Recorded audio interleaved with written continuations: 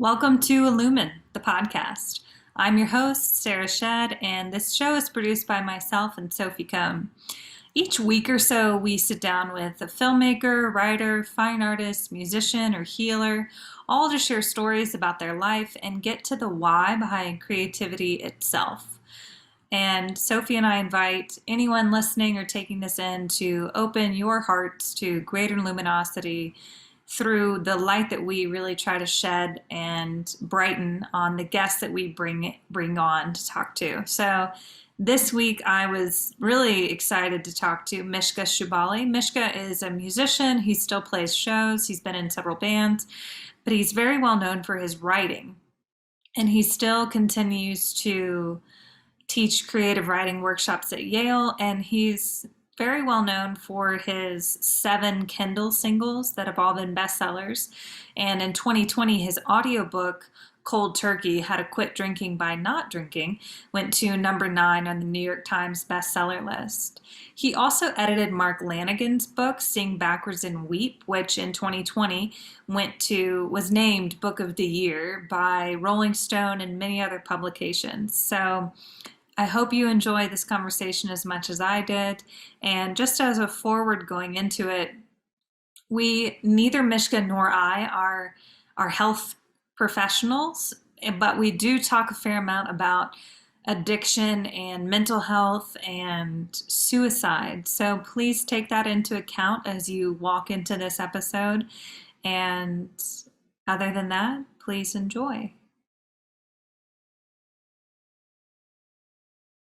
Because this is a podcast about creativity and artists, musicians, writers, whatever form it comes, what's your earliest memory of being creative? As a kid, did you gravitate towards writing and reading, or was it more music at first?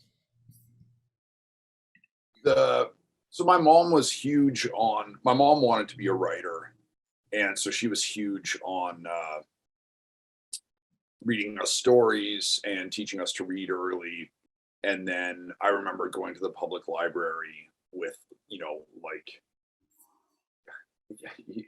was like porno for kids, to walk into this world where it was just, I don't know, there was everything there.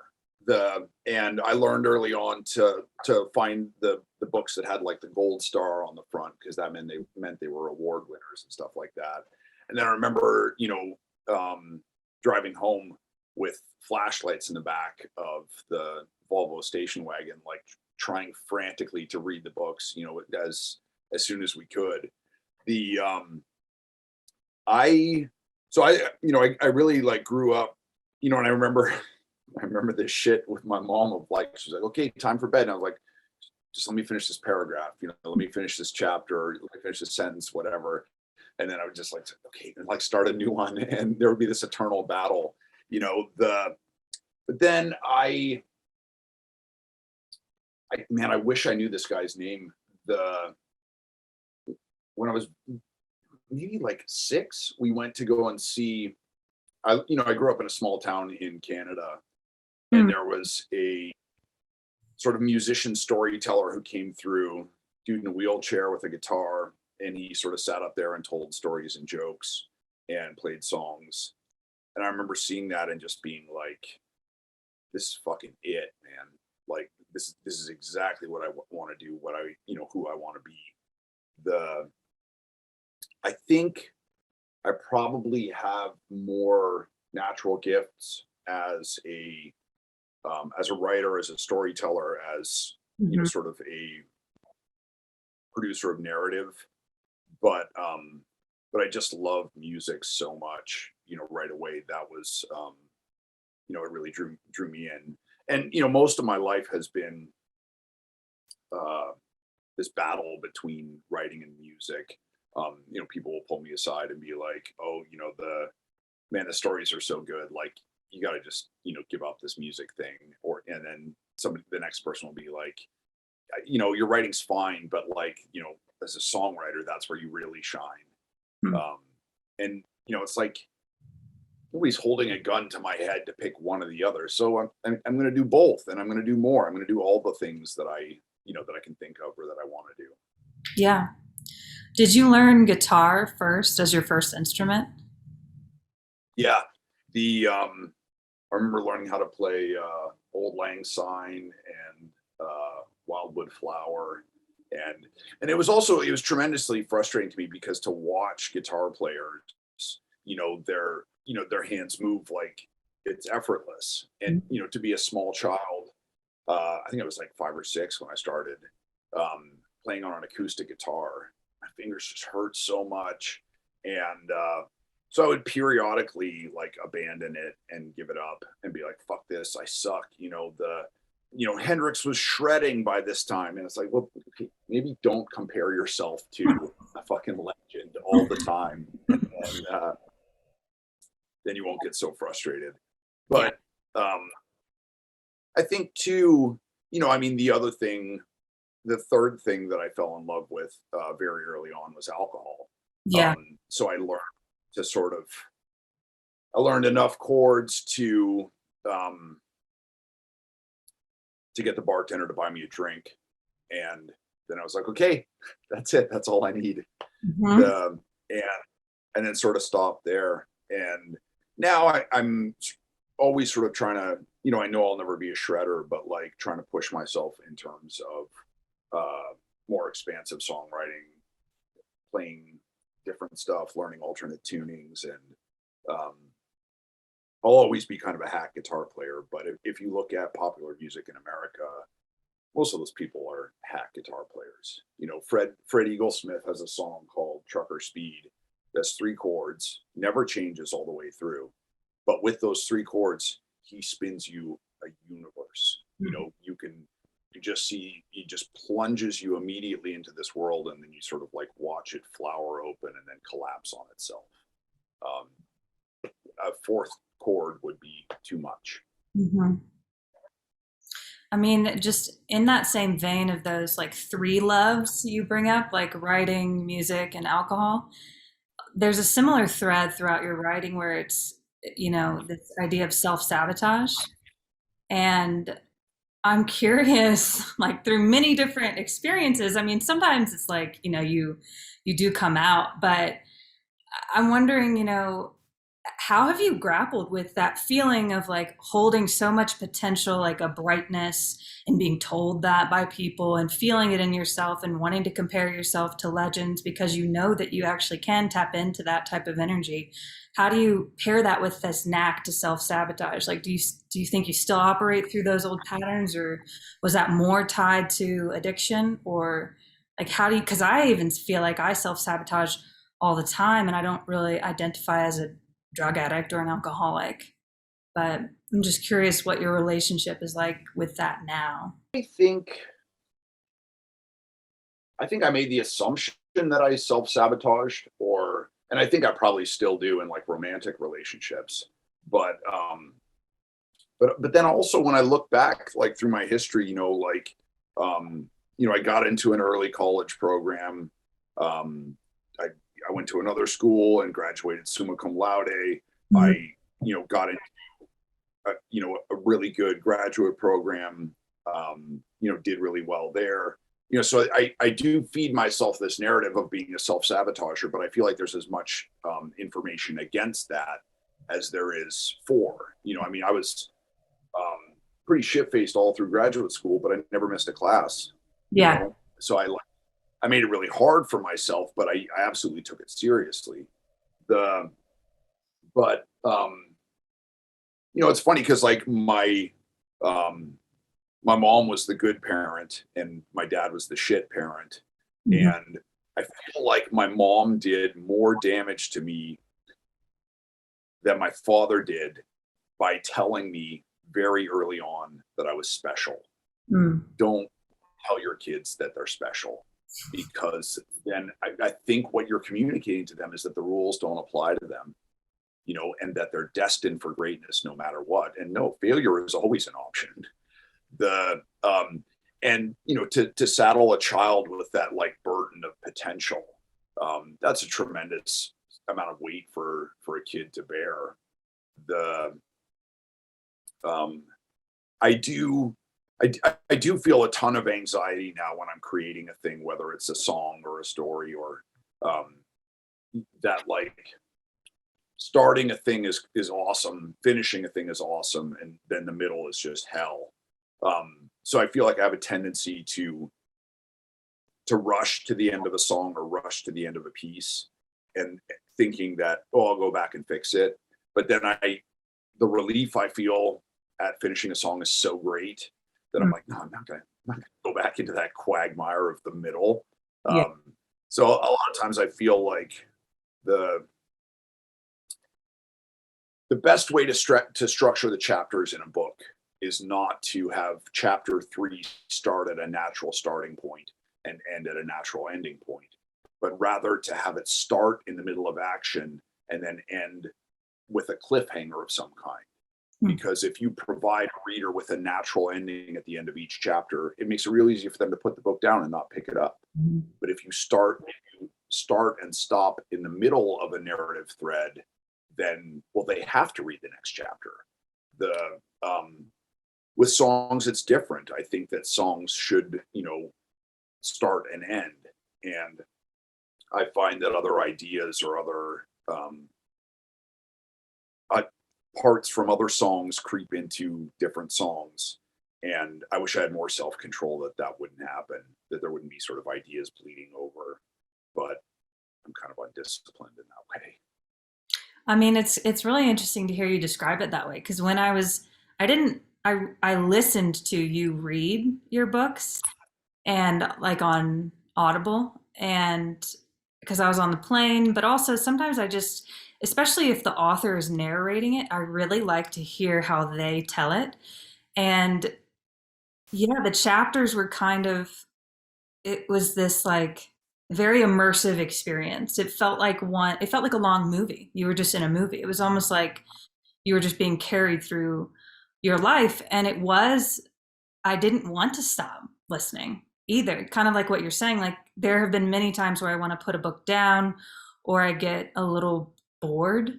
And that didn't happen at all. And I think part of it is just also the rawness and the honest way that you write. But the other question I was going to ask was kind of the difference in intention with how you approach writing songs versus writing short stories. And you kind of already spoke to it, saying that one has a natural ending and one, can kind of be this carried on story that we fill in the blanks or we keep listening.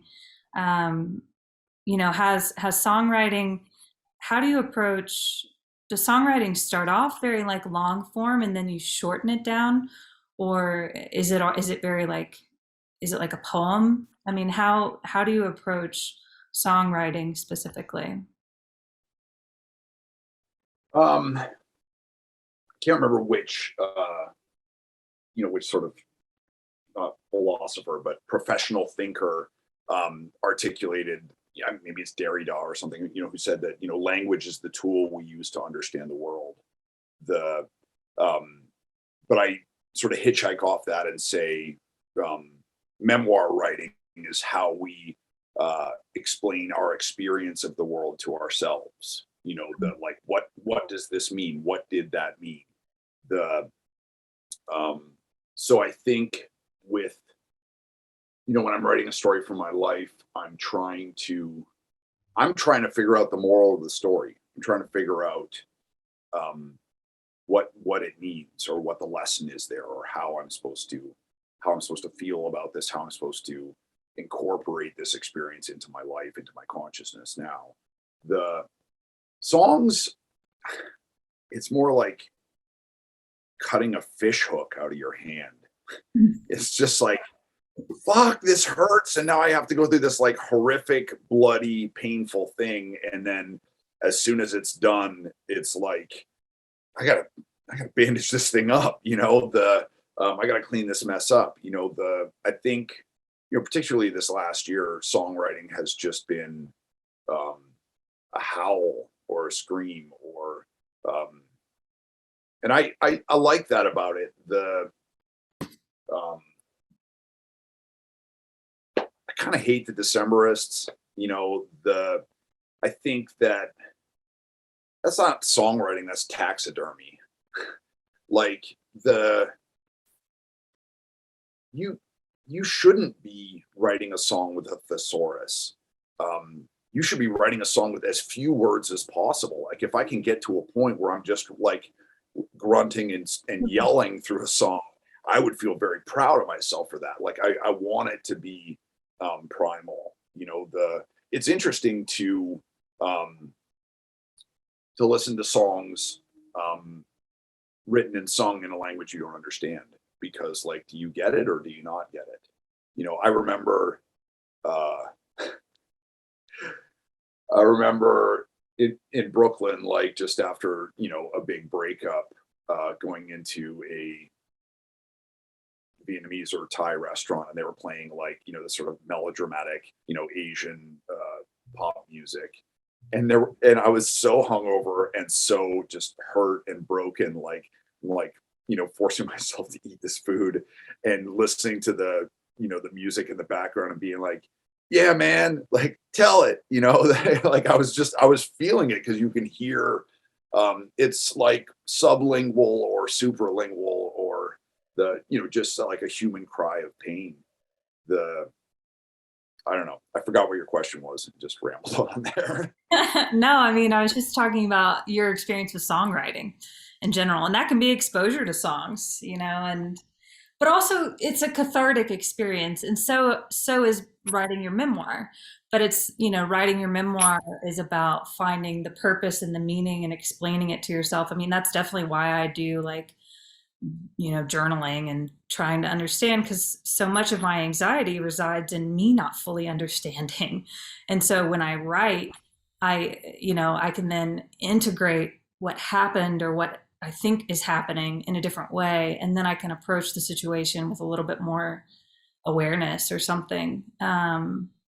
So, I mean, do you think that, good writing is always pulled from our life experience, you know, because obviously some people write fiction and there's, you know, just drawing from our imagination. Um, do you write fiction? Like what's your relationship with that? I mean, I have written fiction. You know, when I started graduate school, I was in the fiction program. The and then my last semester there, I took a nonfiction course, and I was like, oh fuck me, like this is what I'm supposed to do, not, you know, not the other stuff. And since then, um, I've never published any fiction. I've written. I mean, I started writing a screenplay that's fiction, but that's, you know, it's very much it's sort of like a dream in that, you know, it's all stuff from my real life with, you know, then just sort of like white noise. Mm. The You know, I do think that there's a lot of truth in fiction, um, and sometimes there's more truth in fiction. The Mm. um, but for me, whenever I'm reading fiction, part of my brain is going, man, this is all made up. That like this is a puppet master pulling the strings. This is not real. So I have a little sort of block there now about reading fiction. The But I would argue too that as you know, as essential as writing is to me, you know, as essential to me, you know, for like getting sober and staying sober and like just getting through the fucking day. The narrative also fails us in so many ways. You know, particularly in regards to sobriety. The when I first wrote about getting sober, my editor pushed me to like boil it down. Like we need to see that one sort of crystal moment of epiphany, where you know you were just like, I got to stop drinking. Mm. And I was like, well, that happened when I was 17, and then I drank for 15 more years. You know, I had a million epiphanies where I was like, oh man, I'm fucking done. You know, and then finally when I stopped drinking, there was no big bad thing that happened. I was just fucking exhausted. I just did not have the strength to pick up another drink, so it felt so weird to me when people were like, "You're so strong." I was like, "No, man, I quit out of weakness. I just couldn't hang anymore." But I think that idea of that sort of like narrative, almost cinematic idea of like, the lowly sinner trudging along, and then a lightning bolt strikes them, and they have this, epiphany. The and then they're forever changed, and they like, they go through their lives completely transformed. It's fucking bullshit, man. I was talking to Lanegan when we were sort of like putting his his story together, and he was telling me about, he was like, "Well, this story isn't going to go in the book, but when I like woke up in rehab, like my arms were bandaged from like all the abscesses from from shooting up, and I had these like long dreadlocks with like cigarette butts in them and stuff, and they cut all my hair off, and I just like woke up in the sunshine, and I sort of like reached out to Jesus or God or the universe or anything, to see if there was anything there, and it literally hit me like a lightning bolt, and it was just like, you need to change everything." And I was like, "Mark, that's fucking incredible. Like and then you just got sober and like changed." And he was like, "Oh, no. I went back to that program 9 times until finally they kicked me out, and they would never have me back. And then I discovered, crack and methamphetamine, and no, there was but that was the point where, I decided to change." And I was like, fuck, because as a writer, as an editor, as a student of narrative, that is where the movie has to end, right? Is, this broken down, degenerate character has this epiphany of like, you must change your life. And that's where it ends, in the movie or the book or whatever. But in reality, no, he had a lot of fucking hard miles to go after that. So it's frustrating. I think to write, did you ever read Nausgard? You don't. It's fucking boring as shit. There was a minute there where it was like all the rage, and I was like, okay, let me read this. And he's just writing about his life in purely mimetic detail, and I'd never encountered that before, so I guess it's worth having it happen or preserving it or whatever. And after a while, I was like, man, this fucking sucks. It's just like being in my own head. It's sort of, I think as writers, we're tasked with being the magic mirror, right? Mm-hmm. Where people want us to reflect back to them what they are, except taller or skinnier or heavier or bigger boobs or bigger muscles or whatever. They want an optimized version of themselves, reflected back at them. Yeah. They want it to appear real or to feel real. Yeah. I mean, I think I've struggled with that just in idealizing relationships too. And then when you first meet someone, it's like you project something onto them, and then it's like this weird limbo state that you live in for a few months until something shatters and you're like, oh, right. Like I was seeing something that was just in my mind and not the reality, That's why the internet is the ultimate vessel for love, is because in the same way that, I guess the technology is probably different now that they're not shooting on film, but like when they were shooting on film, you would see a character walk, and you're not actually seeing them walk. You're seeing their legs in different positions, from frame to frame. And then our mind fills in, projects the illusion of motion there. Yeah. And so I think with internet stuff, with long distance stuff, with stuff over text, it's so easy for our brains to project the perfect man, the perfect woman, the perfect lover, whatever. Mhm. And and then you meet them, and reality is always disappointing. It's like, oh man, like you have really bad breath, like all the time, and that's what it is to be human. We have bad breath.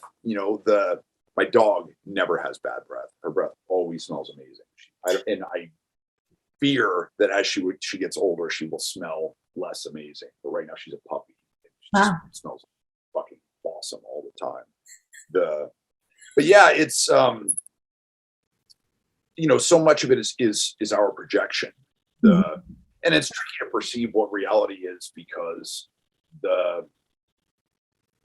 we're both the projector and the camera, right? The same lens that is taking it in is also putting it out there. Yeah. So we see what we want to see, and then when we're confronted with reality, we're inevitably disappointed. I hope this is cheering everybody. Well, it's interesting because I was having a conversation with one of my buddies last night, kind of about this topic, idealization, and something that I'm trying to work on is just like sometimes I participate in the problem. Like I it's almost like I guess I'm going to express this. It's almost like I want to be objectified. You know what I mean? Because it's like there's a certain high from it. And there's like, you get the attention and you're getting like, you get this little confidence boost. It's a false sense of confidence. It's a false sense of safety, similar to how alcohol can maybe provide. And it's just like this weird addiction that you can also get trapped in. I mean, that's human nature. We don't want what's good for us. We want what's bad for us because that's what feels good. We want fried chicken. We want chocolate cake. We want, a double strong, coffee. We want booze. We want Coke. We want sex. We want, all these things. I have never once in my life been like, man, I can't wait to take my vitamins. Right? Like and a fucking dog, this is a Stanhope bit, but you put a bowl of Pepsi and a bowl of water down, and the dog is going to go for the water every single time. Right. And this is why dogs are better. But I think that's human nature. One of the things I learned early on, performing in bars is that I think you've got to make it democratic. Which I think is a good thing. Like you want to speak in a language that everybody there can understand, whether they, if they only finished 8th grade, you want them to get the jokes, you want them to get the songs, you want it to be universal, you want it to reach everyone, and also then that meant that I was just dealing with the like coarsest aspects of my material all the time, and like less on is like waxing elegiac about heartbreak or loss or whatever, and instead jokes about coke and pussy. And then people would laugh and clap, and then I would hate them for it.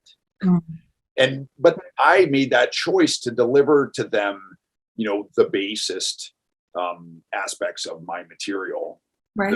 So I could fucking sell t-shirts, and then I'm mad at them when they respond the way that I know they're going to respond. I don't know. I'm not your therapist, but I don't think that's a shortcoming on your part. I think that's like a universal part of human nature, Yeah. We don't want what's good for us. We actively want what's bad for us.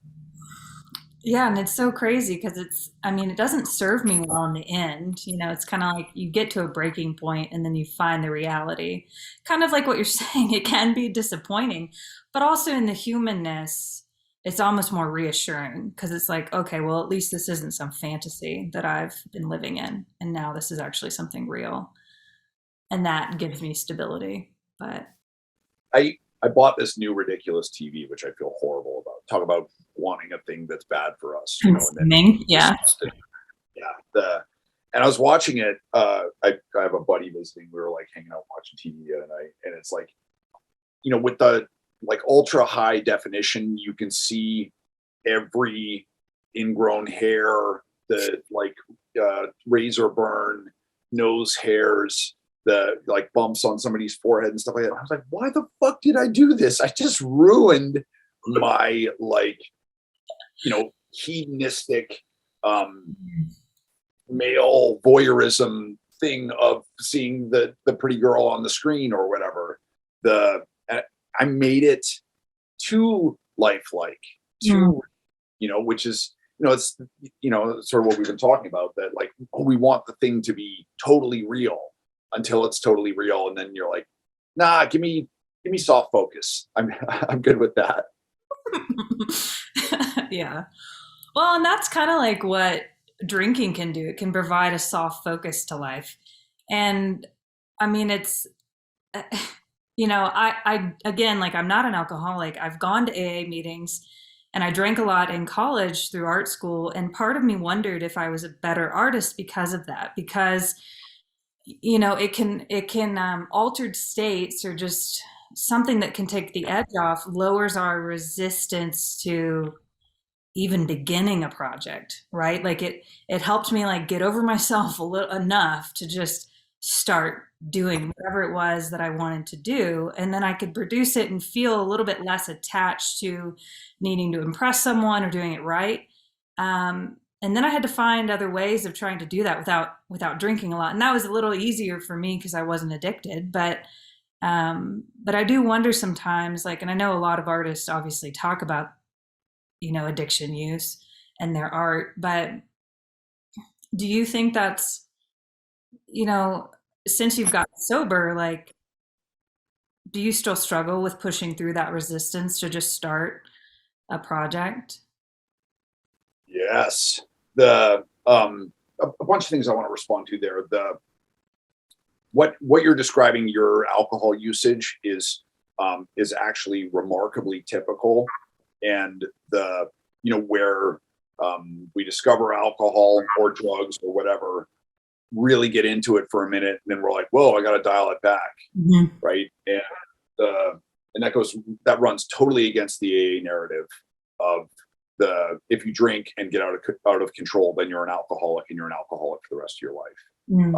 If you look at the data, which I did for my last book, was just go like deep down that rabbit hole. Cold turkey. Overwhelmingly the narrative that AA pushes of, once an alcoholic, always an alcoholic, isn't just sometimes not true. It's the opposite is what's usually true. Is that people get a little out of control and then they're like, well, I gotta fucking hit the brakes. And then they do. I also went down the rabbit hole with old pickup trucks.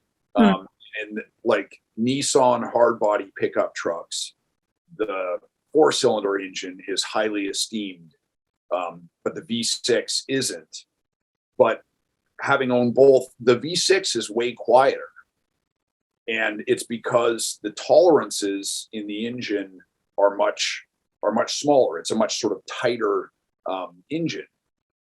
But that means that the 4-cylinder, though it's noisier, it'll fucking run forever because there's a little bit of you can blur it a little bit. It's a little squishy, that it can operate and it will operate fine when things are a little bit out of whack. And I think that's maybe a good sort of nerdy analogy for using alcohol. That's like the 4-cylinder, right? That a couple of drinks, everybody's funny, everybody's attractive, everything you say is brilliant. And the V6, it's you hear every word that comes out of your mouth. You have to be responsible for every word that comes out of your mouth. You have to deal with, we talk about beer goggles, and sometimes that's really helpful. That is going from like HD to standard definition. To live sober, it's like you're constantly living in HD. I don't know. It's at the end of the day, it's definitely rewarding, and I wouldn't have it any other way. Because I think that think that we're able to write a lot of behavior off to drinking and getting fucked up. It's like, no, I actually really wanted to throw that mailbox through that plate glass window last night. And like I'm telling myself that I did it because I had one too many Jaeger bombs. But in truth, like, I fucking hate that story. I've hated that guy forever. He's been just outspokenly racist since I've known that. You know what I mean? And you have to realize that, you did that thing, or you yell at a partner, or you break up with a partner, or you do weird sex shit, and then the next day you're like, oh man, oh god, whoa, we got way too fucked up. But if you're sober, you have to deal with, well, that's human nature. I yelled at him or I yelled at her because resentment had accrued, and I guess it turns out that we're both into that thing that we did, and maybe we need to talk about it, or so it's very much a life without filter. I think that, I don't know, alcohol definitely let me like tap into my depression, my loneliness, my despair. And in that, it was useful for me writing songs, because I was always just trying to like comfort myself. But also, alcohol made me think a lot about writing, or imagine myself to be a writer. I did remarkably little writing when I was shit-faced all the time. When I got sober, those first couple of years when I was sober, I generated an incredible amount of material, very that had just been sort of whatever pent up, And then when I finally got sober, there was I keep coming back to the concept of Ganesh, the remover of obstacles. Right. That's what is and he was a writer who wrote so frantically that he broke a tusk off so that he had an implement to write with. And so that sort of speaks to me on many levels. But at the end of the day, the reason that I stopped drinking, and the reason I'll never drink again, is because I thought it was facilitating, and it was just it was a massive obstacle in everything that I wanted to do in my life. Yeah. I mean, do you think that people who maybe don't even drink that much, like, just shouldn't drink if they're writing or trying to create something, like, or is it only like applicable to people with addictive personalities, or how do you see that? One of my writing mentors was Lucia Berlin at the University of Colorado, and she knew Hunter Thompson. And Hunter Thompson is always like the North Star for fucking fedora dudes who are like, no, man, you gotta, go out and be a piece of shit, and then you'll be a good writer. She swore up and down several times that Hunter Thompson never wrote under the influence. That he would go out and do his thing and get wild, but then when he came back, drink coffee and just sit at the typewriter and bang it out. And I love that, because I don't know, man, I feel like sort of my aspirations of being a writer early on is because I wanted to drink and have it be considered like my calling or something, Yeah. So yeah, I mean, the other thing is, like, maybe I'll get hammered for this. Football is not interesting. Drinking a shitload of beer is interesting. The people, if you drink enough, you'll be like, and you're surrounded by other people with face paint and shit like that, you'll be like, yeah, this is amazing. No, football is fucking boring as shit. And I think that if you have to drink to make a thing interesting or engaging, then it's not fucking interesting, and you should find a thing that is interesting, that's interesting on it, that doesn't need to be I don't know. I've tried to like date people in the past who were drinkers, not not in a fucking alcoholic spiral necessarily, but the um, 2 to 4 drinks people, and even that got pretty tiresome because the if you're 3 drinks deep, maybe you're saying something where you're finally mustering up the courage to tell the truth, Mhm. or maybe just talking out your ass. Mhm. It's hard to tell. Yeah. Yeah. I mean, I wonder about that sometimes. I mean, that could be used for a barometer for like friendships, relationships. Like if I have to drink to tolerate this, it's probably not a good sign. Like I'm not actually interested. Yeah. Um, well, I want to kind of circle back to something you said about writing memoirs and how it gives you that sense of understanding and meaning. Because something else you talk a lot about in your stories is like this idea of suicide. And to write a memoir or to journal, it almost comes with it that desire to stay in life, right? To understand your life and to want to continue to participate. So would you say like, I don't know, I mean, because this podcast is about like how do we find that the lightness to kind of want to keep going. And so, I mean, is writing that tool for you for your own like mental health?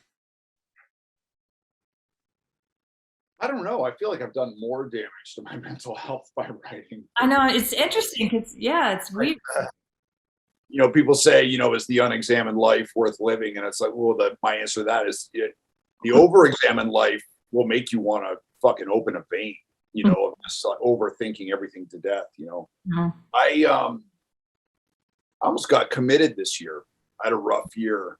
Mhm. The and was like switching primary care provider, and they're asking me this, or I was going into therapy, and they're asking me like the questions, and I feel like my only special thing as a writer is my honesty. The I don't feel like I'm a particularly good writer, but I feel like I will cop to shit that other people won't. Mhm. So I just answer, they were like, "Oh, do you have suicidal thoughts?" And I was like, "Yeah, like fucking every day." I made a career out of it. And then suddenly the room was full of like 5 people, and I was like, well, I can take those 2 guys, but those other 3 are gonna get me. And it was, a weird sort of sticky situation. The Having read about it and thought about it a lot, one of the things that they say is that if you ever honestly consider suicide at any point in your life, that door never closes all the way. If it ever becomes an option for you in your life, that never goes away. It's sort of like if you learn a thing, the you don't forget it. The considering suicide is like learning how to ride a bike, right? The and the I feel like I've spent most of my life thinking like I wish I was dead, and it's taken me to 44 to realize when I'm saying I wish I was dead, to what I'm actually saying is I'm in so much pain it feels like it would be preferable to be dead. Mhm. The and the first part of that sentence is what's important. The why am I in pain? What's causing me pain? How do I resolve this? Um, the um, and talking to a therapist about it, I was talking to my psychiatrist about this, and he said, well, maybe when you have those feelings of thinking you'd be better off dead, just try and back away from them. And I was like, that's actually terrible advice, because if you're we back away from the cookie jar, and that just makes it that much more attractive. The Instead, roll the tape forward. Like what would it mean if I killed myself? Mhm. My mom lives down the street, so she would be the one discovering my body. She's told me point blank. She said, you know, if you ever killed yourself, I would be sad every single day for the rest of my life until grief killed me. Mm. And it's like, okay, mom, I hear you. You know, but beyond that, beyond ruining her life, what would my experience be like? Like, I say, well, no more dogs, right? Right. No more Taco Bell. No more fucking two for Tuesday on the classic rock station where they play a Creedence song I've heard a fucking million times, and then another one comes on and I'm delighted for some stupid reason, you know. And then very quickly, you know, I mean, basically, I usually just have to get to dogs, and then I'm like, fuck it, I'm gonna live. But you know, what helps me is not backing away from, you know, that dark door, but really looking in there. What's in there? What's, you know, it's the. I was talking to a buddy about it, and he was like, "Yeah, it's like the cat staring at the door. You're like, oh, the cat wants to go out. Then you go open the door. The cat walks up to the doorway, looks around, like, nah, fuck it, you know." And you could spend an entire evening opening the door for the cat, but the valuable part is the cat looking outside is for the cat to know, yes, going outside is an option, and for the cat to look around and be like, fuck that, it's raining, you know. Right. I don't know. Does that make sense? No, it does. And I mean, it kind of reminds me of what you wrote in I Swear I'll Make It Up to You, where you're almost just, I haven't read your other book on quitting drinking by stopping drinking. But you talk about like just playing that tape forward, like understanding the hangover associated with what drink you're imagining or fixated on. And I think that is really true, because when we can just go immediately into the deepest fear or the dark place, it's like we bring our awareness to it and then it's a little bit less powerful, but where it can be a lot like analysis paralysis, like so much introspective work where you're just like in this weird tunnel, and then you almost just feel wrapped up in your guilt or shame. And then it's really hard to alleviate it, especially if you don't believe in, I don't know, you know, a higher power or God or whatever. Like, I believe in my creativity and I believe in my heart. And I believe in the goodness of other people. I do. But I don't know. So it's just a tricky way to I don't know, to work through addiction. Every institution demands your criticism and your judgmental thinking, right? The way we make democracy better is by constantly interrogating. My analogy for AA is it's the opposite of Radiohead for me, right? The Radiohead fans, the fucking worst, just subhuman. The band, fine. I don't really mind Radiohead. I just mind, being cornered by fucking two 27-year-olds at a party who are telling me that they're the fucking greatest band ever. And it's like that makes me want to claw my eyes out. The AA is the opposite for me, where I think the thing itself, AA, is dog shit. And I love and I support every single person who goes to AA who has gotten something out of it. I absolutely have your back. If it works for you, that works for me.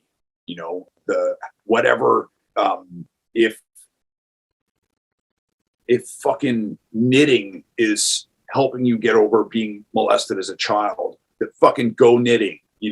I'm all about it. One of my biggest issues with AA is that I really feel that it's a religious cult, and more often than not, talking about Me Too and stuff, it's grooming emotionally vulnerable women for sex, and I can't sign off on that. And AA has never done anything to combat that. The 13 stepping is pretty well documented, and I have long sort of theological conversations with my nephew. He's 19 and he's sort of like really engaged in this stuff. The structure of AA is patriarchal. It's Christian. It's Catholic. It's about penitence and absolution.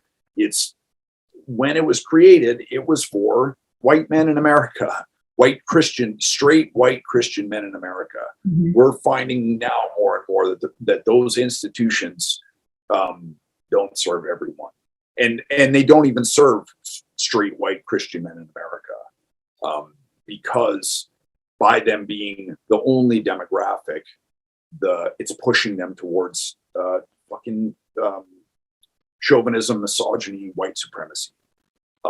So yeah, I can talk at length about my distaste for AA, but I always come back to if it's working for you, then it works, and I'm behind you. Just on the heels of that, like it's meant to be this transformative experience, kind of like what you were saying when you're helping Lanegan. Like there is this lightning bolt of awareness, but then it's like that doesn't mean you're going to immediately change and then all those things fall into place. Like, do you, in that same way, like, do you think about as an artist or as a writer or musician, do you have to kind of consistently check in with reinventing yourself or your approach to your craft in order to stay like popular is not the right word, but just like to stay in a degree of momentum, like, or can you just kind of continue to like hone in on what you do best and then it kind of like marinates over time and just continues to get better? You know what I mean? Like, because people are always reinventing themselves, like certain artists, but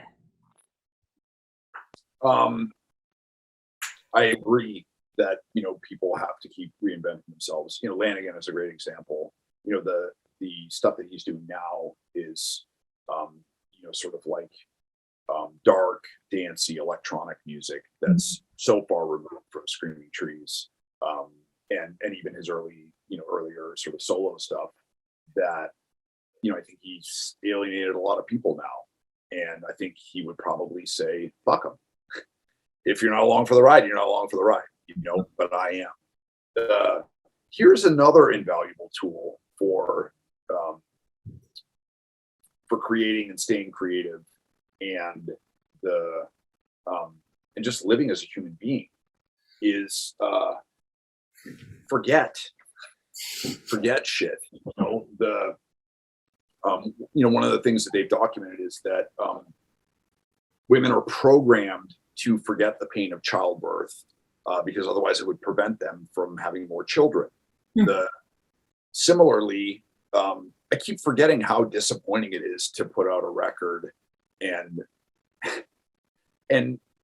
regardless of what response I get, it's never the exact response that I want. People say I love this, or but not enough of them say that, or they say I love this, but I don't love it as much as this other record, or I love it, but you should have done this instead of that, or did you ever think about singing in a different register, or like and it's invaluable to be able to forget that disappointment of releasing new records in order for me to make the next one. And I mean, Jesus, talking about love, like we've all got to forget the pain of that heartbreak when we were 15, when we were 16, when we were 18, in order to try again. So I think the reinvention as a marketing ploy or for reinvention's sake is hollow. I think you like mining, where when you find a vein, you keep working that vein. So if you find something that's rewarding, do it. If you're not interested in it, then nobody will be interested in it. But I think the ability to forget is integral essential to moving forward too, you know, and that's one of the reasons why I think like the whole process of like, you know, doing a fearless mental inventory and apologizing to everybody wronged, and man, that's impossible. To live in this world means that you're going to be hurting people, right? Our iPhones are made by weeping 8-year-olds in a factory in China, and it sucks, but you still clamor for the next model. So you have to find some balance of being humane, being ethical, and you know, and trying to do, it's not do no harm, it's do the least amount of harm possible, except when it becomes super inconvenient or annoying, right? And it's like it's a much less compelling tweet, but that's what real life is like. I mean, part of living as a human being is just understanding and accepting that that you're going to hurt people, and you know and that's how life works. You know, don't lie to yourself. That you can't make amends to people. If you punch somebody and you apologize to them, it doesn't erase the pain they felt in that moment from being punched. It erases your pain, the pain that you feel about doing it. You're not helping them, you're helping yourself. Yeah. You know, so I think I'm all in favor of self-examination, and there's a fucking limit, man. Like you got to know when to be like, all right, that's enough. That's enough. Yeah, I mean, how does that, like, you know, that approach to creativity and I mean, because I know you also taught creative writing at Yale, and so I'm just curious, you know, what your teaching approach was like, and what students often came to you with as the strongest points of resistance or the biggest blocks that they needed help with. I feel like mostly what I do as a writing teacher is just grab each student individually and shake them really hard. Yeah. Which is like to get them to loosen up, to get them to lighten up, to get them to say what's really important to them, to be direct, to not fuck around, to embrace their humanity. I worked with a couple of students this year, and it's funny because we imagine ourselves to be in this sort of like, you know, very progressive time. Worked with 2 female students who brought in these sort of like very demure, prudish narratives where it's like it's just thwarted lust and desire and fury in between every line they're writing. And I was like, man, just fucking let it rip. Like, let it go.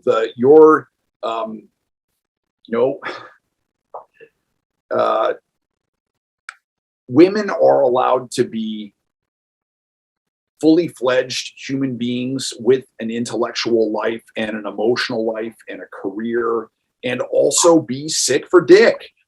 Like, that's part of the human experience. And to have primal, carnal, animal desire doesn't compromise your humanity or your intellectual life. That's the missing thing. You know, and what I said was, you know, it's like Elvis Presley performing Hound Dog, right? They wanted to shoot him from the waist up, and we would have lost so much from not seeing the fucking gyrating hips. And to for these writers to represent themselves as asexual beings, it feels deceptive. It feels like they're conning us, and also it's not a whole person. It's not a whole human. You know, so every writing workshop, I tell people, I'm like, listen, I'm here to help you with your writing. I'm not your therapist. Mhm. And I have a lot of therapy throughout the writing workshop. Because I mean, writing is how it all comes from our lives, and it speaks to our lives. The so I sort of just try to get people to let themselves go. I mean, that makes a lot of sense because I mean, if you're going to write from the heart, it's like you can't write through a barrier of like society's conditioning.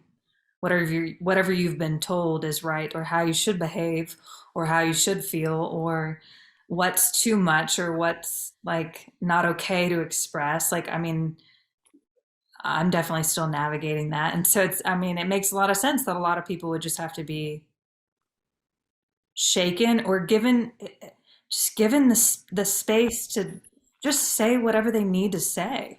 Funny too, because we were talking about online versus reality. Hmm. Think about like the eroticism in like Georgia O'Keeffe's work, Hmm. and that's O'Keeffe is fucking ancient history as far as like the art world is concerned. And then currently we have like fucking Cardi B, and so if you're consuming the images, if you're consuming the music and stuff, you might conceptualize that women are totally liberated, talking about desire and sexuality, and then in practice, it's like, well, a lot of my students are like sort of like late 30s, which means they were born in the early 80s, which means they came up in a very conservative time for women. And they were instilled as as girls to cross your legs, to be ladylike, Right. all this stuff, which is just basically saying we're shutting you down. Hmm. Hmm. And and that kind of, to give a child that kind of messaging, that has a long tail, and it takes a long time to sort of get past that. I don't want to make sweeping generalizations about men and women, but allow me to make a sweeping generalization about men and women. With the guys, I have to be like, this is a thing that I learned from doing The Moth in New York, storytelling, and it was something that was just driven by whatever my selfishness, or getting the likes, getting the applause. That if an attractive woman went up there and told a filthy story, everybody was like, yeah, like just reveled in it. And if a man got up and told it something that was even flirted with being raunchy, people were like, ugh. However, if a guy got up and told a story where he showed himself as vulnerable, he got the same response that a woman would from telling a filthy story. That shows neatly where our stereotypes are, and what we're used to from men, what we expect from men, what we're used to from women, what we expect from women. So I just encourage guys to like talk about their fucking feelings. The who hurt you and how did they hurt you and how do you feel about it now, and stuff like that. It feels like a pretty like basic approach, but it's one of the things that's worked, time and again, is to find out where people are erecting walls, and then just be like, okay, just let that fall down. What's behind that? Yeah, and because those tendencies run so deep, it takes repetition, right, and reminding, and constantly kind of guiding back to that, the simplicity in that. And it is powerful. It's like, it's so weird. I grew up in Athens, Georgia, and I was born in Love Athens. love Athens, yeah. But I was Fred Schneider, what? like I met Fred Schneider there once, like the most Athens experience Oh, possible. very, yeah, that's a trip. Go ahead, tell me about growing up in Athens. Well, so it just relates to the way that you help your students because and I don't know if this is a Southern thing or if this happens everywhere, but I went to a thing called Perfectly Polished from fifth grade to senior year of high school, and it was like etiquette and ballroom dancing and stuff, but it was also like this is how you interact with with the world in this very formal way, and I hated it. And I mean, I would bring alcohol with me to things. Like it was just, but it was this thing that I had to do. And I was I didn't get in trouble a lot, but I don't know. It's just been something that I'm still having to kind of pull back layers from of, well, that's just not who I am. I'm this very abstract person and complex person. I don't know. It's just, I think about everything that I've gone through, and maybe I should write some more just to figure it out. But I just love your approach with students, where it's like that doesn't have to define you. Yes, it's a part of the conditioning that I went through, but it doesn't have to be like this complete wall, because sometimes walls, kind of like what you're saying, when you bring light to the real darkness within you, sometimes it's no longer a wall. It's really just like this curtain that you can kind of just like walk through. And then you don't have to exist so trapped by your own thoughts or your own conditioning. I think there's this thing about, sort of uh, our public face versus our private face, Mhm. right? The In my experience, or the women that I'm friends with now, the to hear them talk to each other when they don't realize that I'm listening, I am like, you guys are fucking disgusting. You're filthy. And it's because I think a lot of them have had a perfectly polished Mhm. type um, experience, which makes them really get into farts, or I don't, you know what I mean? That when you're pushed one way, the human nature dictates that you're going to push the other way, right? Right. And then and they just talk about the filthiest, grossest stuff. And then my guy friends are like, I read a poem today that really touched me, and I'd like to share it with you. You Aw. know, and the my friend Andy is visiting right now, and he and I are both pretty disgusting. Um, and the every I think every single day that he's been here, we have hugged and told each other, I love you. Mhm. And the I don't know. So I mean, in that regard, it's a very it's like a really sort of like fulfilling time of my life to um, to watch the sort of poles reverse. But but also, I mean, talking about boiling shit down, I mean, that's what in a tweet, that's what I do as a writer, right? Is I make my private life public. I I will write about all the things that people don't want to think about. Mhm. And the I'm not saying that that's a new thing or that makes me some kind of hero, but I think that's what I'm best at, is just sort of sharing my most shameful moments with other people.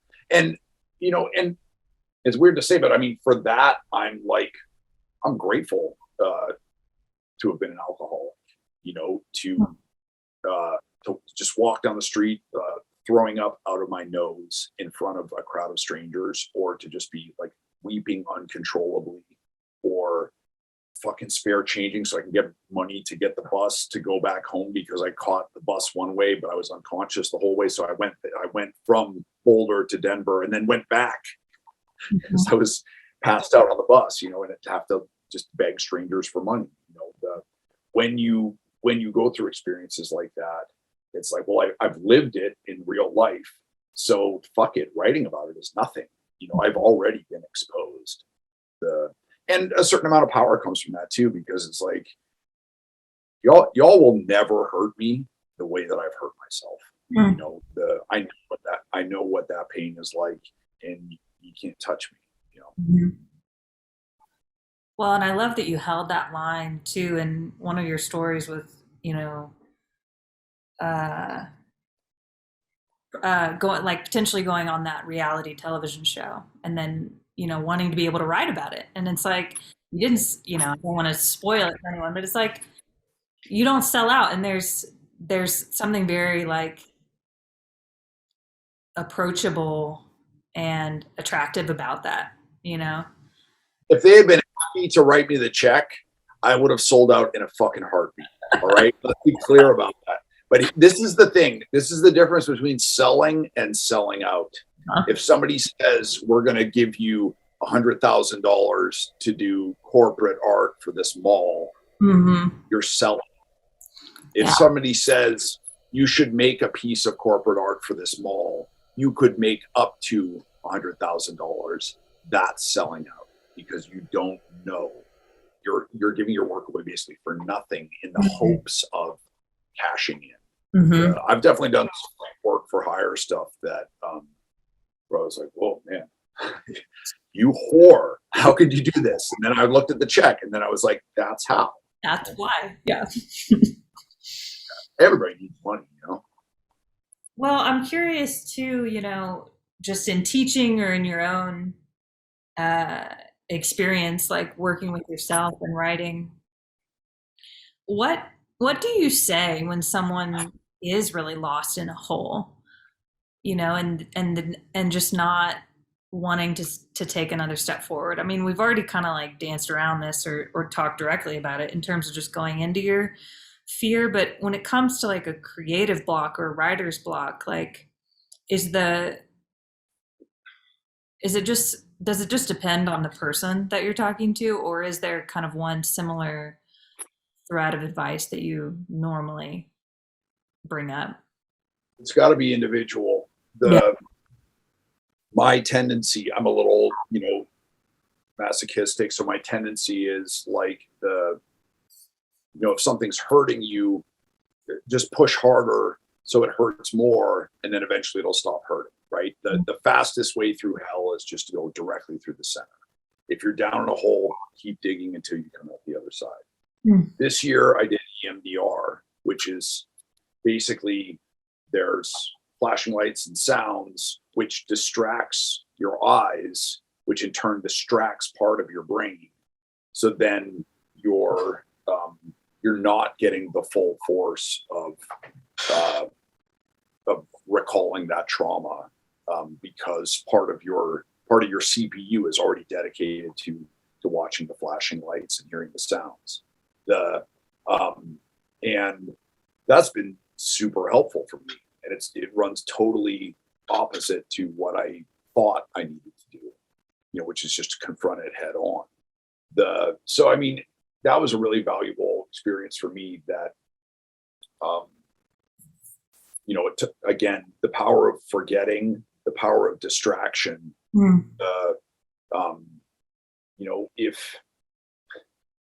If there's a stone in your shoe and it keeps hurting you, maybe the point is not to stand on it harder, but to stop and take it out. Or if you can't, rather than obsess about that stone, then try to feel your ring finger on your left hand. Try to feel that fingernail, to distract yourself. Sometimes I want real life to function like narrative, right? I want to stare at the most painful thing until I create a key with my mind, and the key goes into the thing and it unlocks, and then you hear a little click, and then it like flowers open, and then boom, Satori, I'm fully enlightened. Fucking real life doesn't happen like that, man. And instead what happens is like your car is making a weird sound and you get all fucking worked up about it, and then you don't drive the car for a couple of days, and then you go back and you're like, oh, it's not making that sound anymore. All right, fuck it.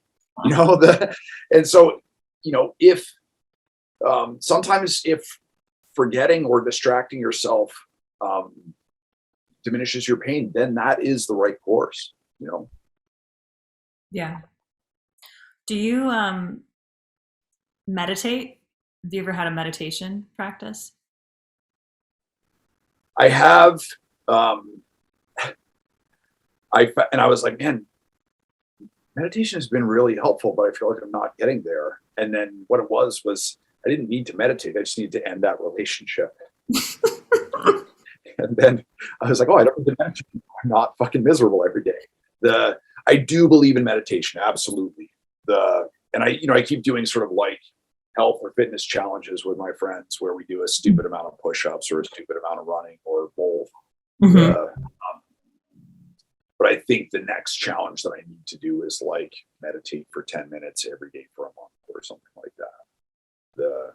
That thing that we've heard about, 20, it takes 21 days to form a habit. Right. Totally no basis to that.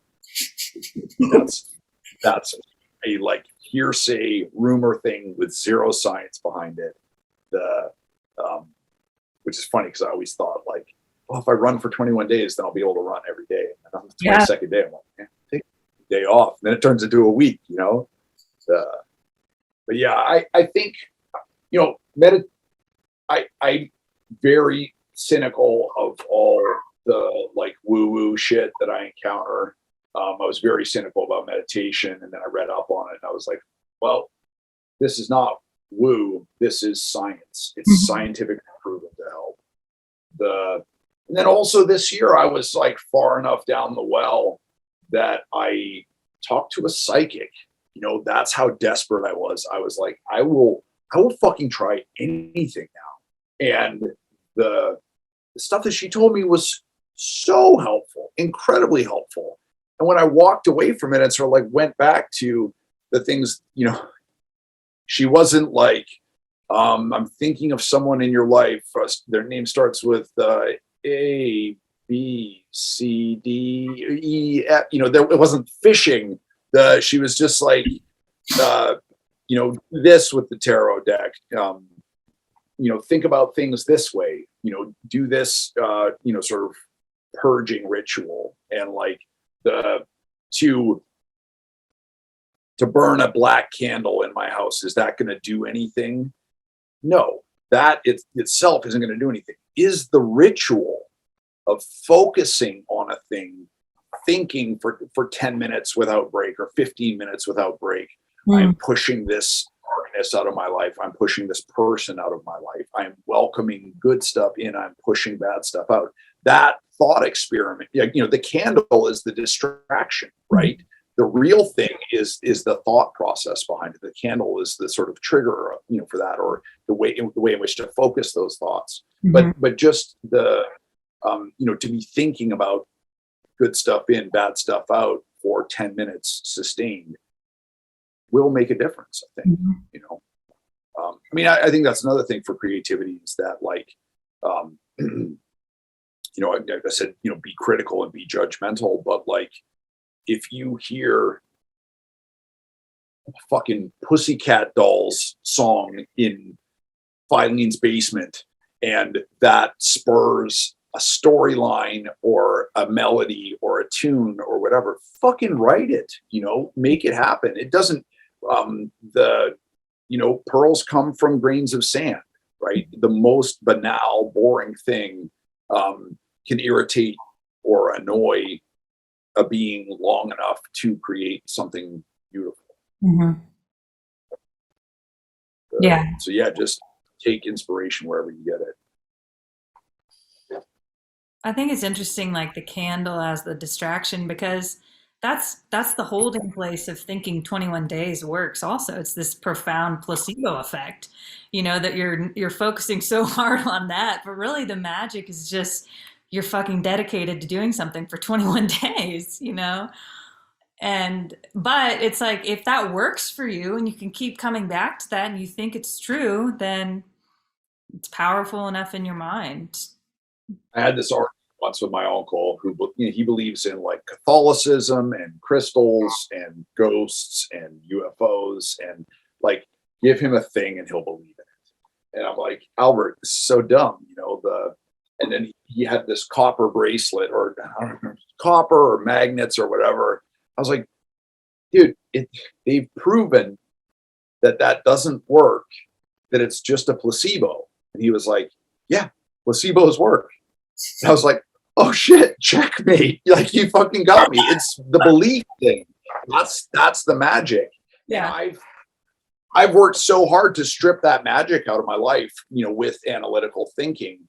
And maybe when I hear a scratch on the window, I should be like, that's definitely a ghost and not a tree.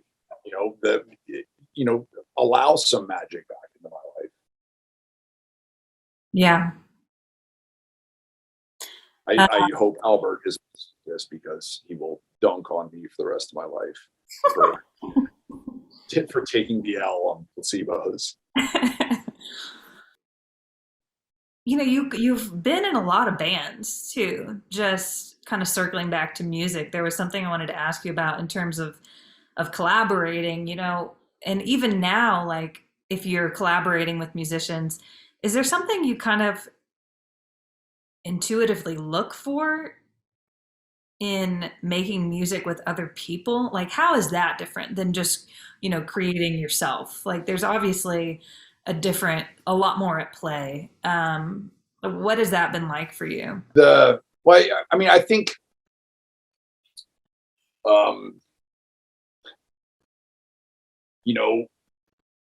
we conceptualize, playing music with other people to be one thing, but it's, the difference between leading a band and being, a sideman, being the bass player. It's like the difference between being top and a bottom, right? They're two totally different skills. They're two totally different mindsets. To lead the band, you have to be a leader. You have to drive the thing, and to be a side person, your role is to augment, to support, to step out of the spotlight. Your contributions to the music should be inaudible, in that, people, sort of like being a ghostwriter or an editor or something, where, you should sort of like reread the same passage and be like, well, I can't see anything that you did to this, but somehow it's 100 times better. If you're playing percussion or doing sort of ambient sounds or something on a track, or playing bass, it shouldn't be a fucking bass solo. You're just there to support and augment and flesh it out. I miss playing bass in bands. I've been fortunate to work with, a lot of sort of like incredibly talented front people. And I really miss the camaraderie of like touring with a band. And also, people are assholes, and when you're on the road for a long time, that's magnified dramatically. And when I'm on the road, the dealing with one asshole, me, is usually sufficient, and I would rather do all the driving myself and all the suffering by myself, rather than have other people there who want to stop at Wendy's when I want Waffle House or whatever, because after 16 days on the road, that isn't fucking Wendy's. Are you kidding me, man? It's like a hard deal breaker. There are a couple of people. Star Anna is a songwriter from Seattle, and she and I have matching tattoos. Cause I think we did 40 shows in 38 days, and just about killed ourselves. And when I dropped her off at the airport, she was like, "Man, I love you so much. I don't want to talk to you for 6 months." And I was like, that's exactly how I feel. And Lou Poster is a songwriter from Athens, Ohio. Another person who love being on the road with him. My buddy Hack, who's visiting right now, he's like my tour manager in the UK, and we have an awesome time. And he's fucking the worst tour manager I've ever worked with in my life. Just this mountain of helplessness. God damn. But I don't know. I like doing collaborative stuff. and you do collaborative stuff for a while, and then you're like, oh, I gotta do just my own thing. And then you do your own, it's like the writing and the music. After I make a record, I'm like, okay, now I'm fucking done with music for a while, and then I just want to write. And then when I have a lot of writing work, that really makes me itch to make music.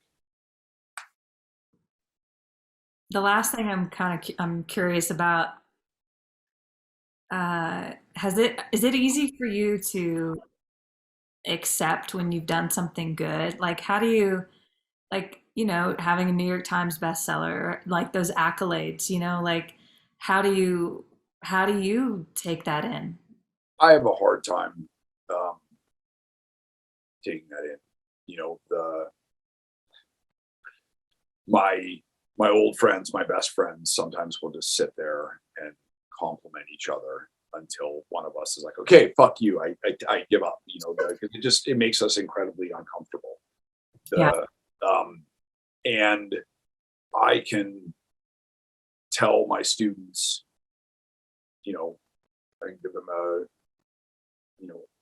a tight 10-minute speech about imposter syndrome. And if Maya Angelou, like the realest motherfucker in the world, if she feels imposter syndrome, that's proof that it's bullshit, and throw that out. And whenever you detect a shred of that in your life, get rid of it. As artists, I think we're always questing, we're always like searching for the horizon line. But at a certain point, you have to arrive. You have to allow yourself to arrive, to be like, I'm here. This is the thing. For myself in my own life, it's a sham. The New York Times bestseller thing, it must have been a technicality, a flaw with the algorithm. I cheated somehow. The the last podcast I did, the host was like, you're a musician, you're a writer, you teach, you edit. When people ask you what you do, what do you tell them? And I said, I say I'm a scam artist. I'll fucking do anything I can to stay out of having a real job, because having a real job is the living death. So there have been a couple of times in my life when I have been able to sort of arrive. I played a gig in Barcelona once, and I don't speak Spanish. I don't have a tremendous amount of like label support or anything like that. And I went there. We scrambled this gig together, and I was like, it's going to be like 4 people, which is fine. I can deal with that. And there were like 60 or 70 kids, and they, wow, and they knew all the words, and the reason they knew me was from a YouTube influencer over there. He's younger than I am. He's gay. He's really into anime. So it was all like 19-year-old trans, non-binary, gay and lesbian kids really into anime, and like we don't even speak the same language. And I was like, this is a hoax. This is a sham. It's made up. But also, I guess I've written some songs well enough that they've become universal, that they're able to reach, people who are sort of radically outside of my demographic. And that night was amazing. It was so rewarding for me. Yeah, it's powerful. I mean, I asked Patterson Hood that question, and he said